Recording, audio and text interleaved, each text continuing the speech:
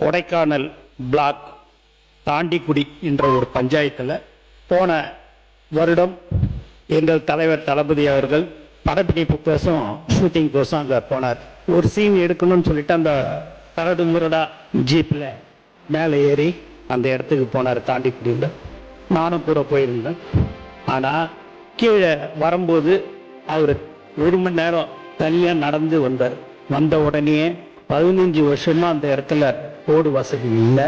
நம்ம சொந்த செலவில் இந்த ரோடு ஒரு 254 பேர் தான் அங்கே வாழ்ந்து கொண்டிருக்கிறார்கள்.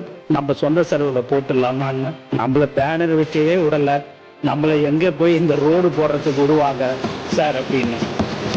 நம்மளுடைய ஆட்சி கண்டிப்பாக வந்துடும் சார், வந்த உடனே போட்டுடலாம் அப்படின்னு சொன்ன சிரிச்சார். நான் பதவியேற்று 5வது நாள் முதலமைச்சர் அலுவலகத்திலேருந்து ஒரு நோட் ஷீட் வருது.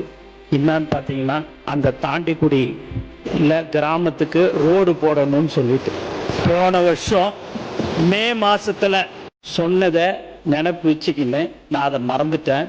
எங்களுடைய முதலமைச்சர் அவர்கள் வந்த 5வது நாட்களே அதை போடுறதுக்கு சொன்னாரு. இன்னைக்கே சுமார் 5 கோடி ரூபாய் ஒதுக்கீடு செய்யப்பட்டு இன்று வேலை ஆரம்பிக்கப்பட்டு இருக்கிறது என்பதை இந்த அவையில் நான் தெரிவித்துக் கொள்கிறேன்.